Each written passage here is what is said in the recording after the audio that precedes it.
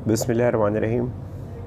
अल्लाहुम्मा सल्ली अला सय्यिदिना व मौलाना मुहम्मदिन व अला आलिहि व सहाबिहि व बारिक वसल्लम। सल्लु अलैहि। क़ाल रब्बि इश्रह ली सदरी व यस्सिर ली अमरी वहलुल उक़दतम मिन लिसानी यफ़क़हू क़ौली रब्बि ज़िदनी इल्मा रब्बि ज़िदनी इल्मा। अस्सलामु अलैकुम पाकिस्तान। मैं हूँ जनूब की आवाज़ के साथ सरफराज़ अहमद और आप देख रहे हैं मेरा यूट्यूब चैनल जनूब की आवाज़। आज जो हमारा वीडियो का मेन कंटेंट है वो है प्रेजेंटेशन। प्रेजेंटेशन हमारे अमूमन जैसे ही बच्चा यूनिवर्सिटी में पहुंचता है तो उसको प्रेजेंटेशन का सामना करना पड़ता है और बहुत से बच्चे डरे हुए होते हैं, उनको पता नहीं होता कि प्रेजेंटेशन होती क्या है। सबसे पहले हमें प्रेजेंटेशन का पता होना बहुत ज़रूरी है। जब तक हमें प्रेजेंटेशन का मीनिंग्स पता नहीं होगा तब तक हम प्रेजेंटेशन प्रेजेंट नहीं कर सकते, अच्छे से प्रेजेंट नहीं कर सकते। तो ये मुझे जो अल्लाह पाक ने नाक़िस इल्म दिया है, जो मैंने सीखा है, तो वो अमानत समझते हुए आपके साथ शेयर करने की मैं कोशिश कर रहा हूँ। यकीनन ये मेरा अपना ज़ाती तजर्बा भी है और मैंने असातिज़ा कराम से भी सीखा है। तो अल्हम्दुलिल्लाह जो चीज़ मैंने सीखी है वो मैं आपसे शेयर कर रहा हूँ। यकीनन हो सकता है कि किसी की भी ज़िंदगी का चिराग इससे रोशन हो सकता है, इसमें कोई शक नहीं है। इंसान अगर अच्छे की उम्मीद रखे तो उसको अच्छा ज़रूर मिलता है। तो सबसे पहले प्रेजेंटेशन का मतलब क्या है? प्रेजेंटेशन का मेन मतलब जो है, ये लफ्ज़ प्रेज़ेंट से निकला हुआ है। प्रेज़ेंट मीन गिफ्ट, तोहफ़ा लेना और देना कैसा लगता है? यकीनन अच्छा लगता है। अल्लाह पाक भी फरमाते हैं कि गिफ्ट देने चाहिए एक दूसरों को, इससे मोहब्बत में पाकीज़गी पैदा होती है।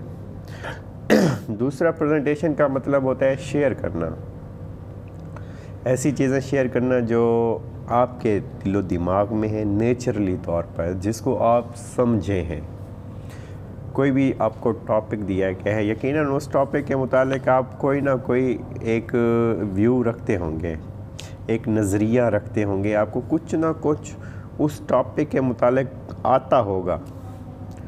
उस कुछ ना कुछ जो आपको नेचुरली तौर पर आता है, कुदरती तौर पर आपके दिलो दिमाग में वो स्किल्स हैं, उसको शेयर करने को प्रेजेंटेशन कहते हैं।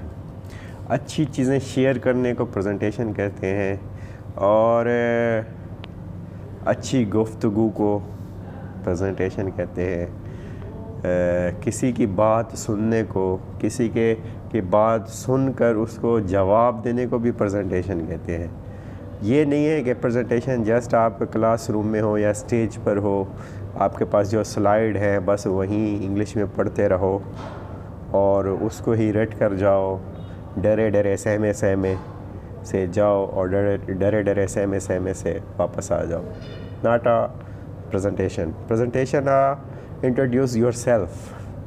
प्रेजेंटेशन का जो मतलब होता है अपना तारुफ कराना।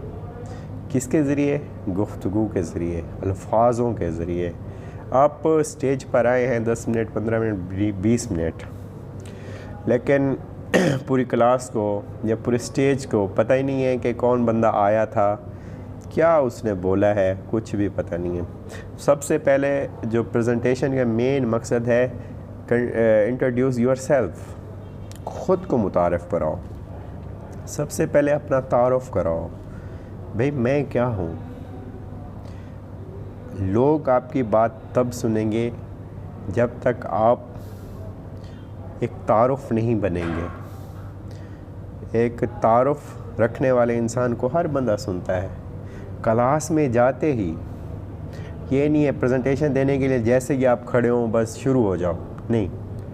सबसे पहले अपना एक मखसूस तारुफ का मेथड बनाएं कि मैंने स्टार्ट कहाँ से करना है। जैसे आपने मेरी वीडियो में देखा है, शुरू में मैंने कहाँ से स्टार्ट किया है।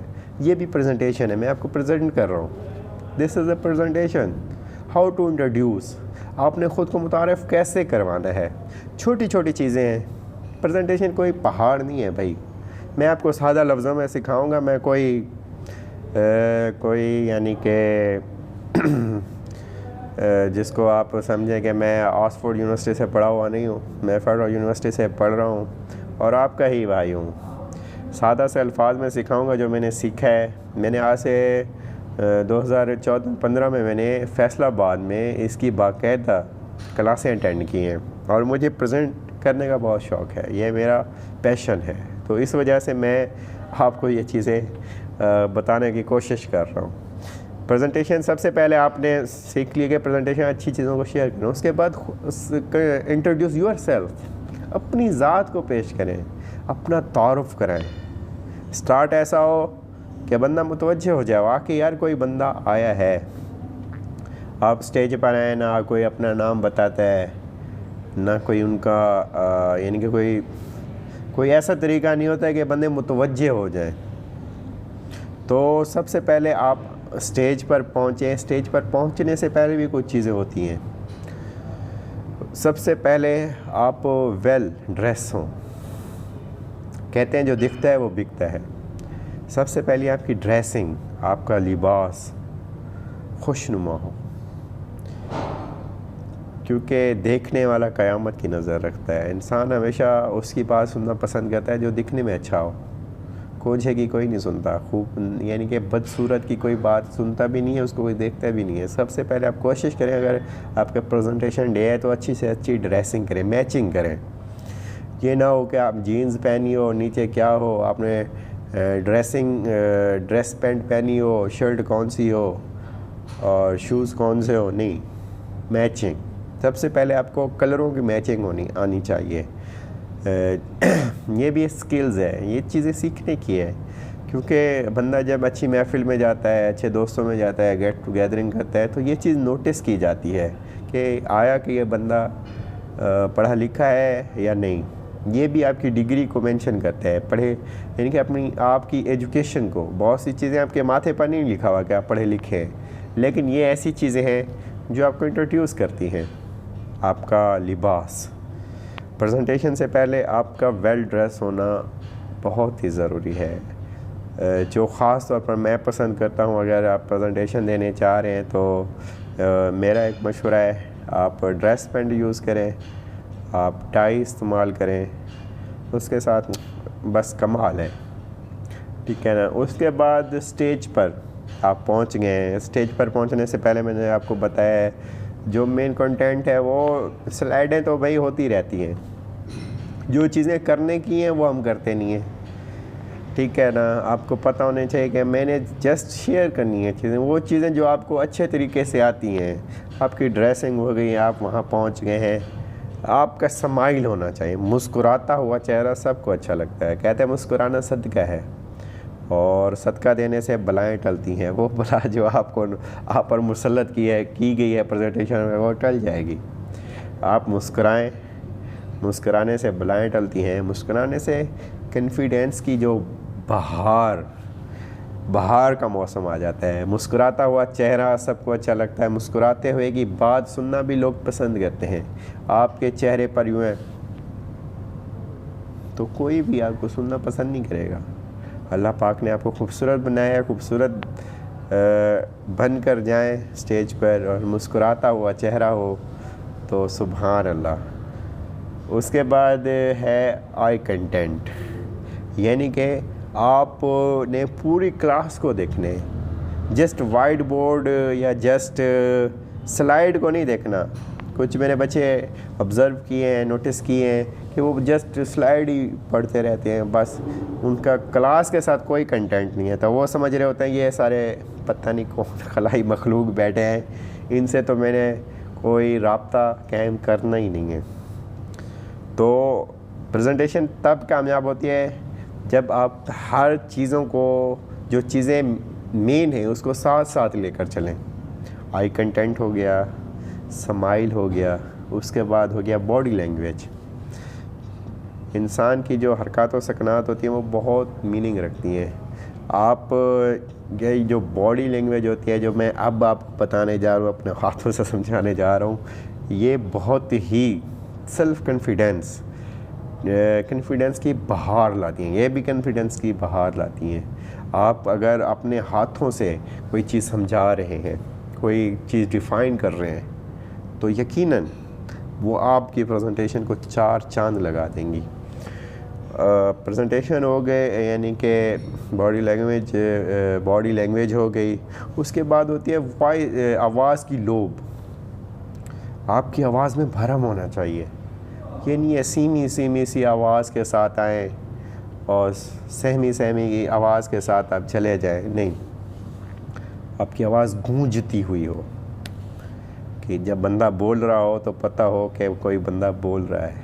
और कुछ अल्फाज ऐसे होते हैं जिस पर अल्फाज यानी कि वो जो साउंड की पिच होती है लो करनी पड़ती है, और बहुत से अल्फाज ऐसे होते हैं जिनको हमने ज़ोर से बोलना होता है। खामोश हो जाओ। अगर हम कहेंगे खामोश हो जाओ, कोई नहीं समझेगा। खामोश हो जाओ, ये दिस इज़ अ आर्ट। यानी कि प्रेजेंटेशन की ये भी आर्ट है। ये चीज़ें भी सीखने के यानी के लिए बहुत ज़रूरी हैं। अगर आप कहीं किसी महफ़िल में बैठे हैं, आपको पता होनी चाहिए महफ़िल के आदाब क्या है। आपको बोलने का मौका मिलता है तो आपने कब बोलना है, जब सामने वाले की बात ख़त्म हो जाए आपने तब बोलना है। सवाल कब करने हैं। हम क्या करते हैं, हमें कुछ भी पता नहीं होता, ना बोलने की सेंस होती है ना सुनने की सेंस होती है। हम चाहते हैं बस डरे सहमे से स्टेज पर चंद लम्हों के लिए हम समझते हैं कि अज़ाब हम पर नाज़िल हुआ है, बस इसको ही ख़त्म करें। नहीं भाई, आपकी डिग्री में ये सब शामिल है। वेल ड्रेस, अच्छा बोलना, अच्छा सुनना, लोगों को अच्छा फेस करना। तो ये छोटा सा पैगाम था, उम्मीद करता हूँ आपको अच्छा लगा होगा। Wish you all the best. Pakistan जिंदाबाद।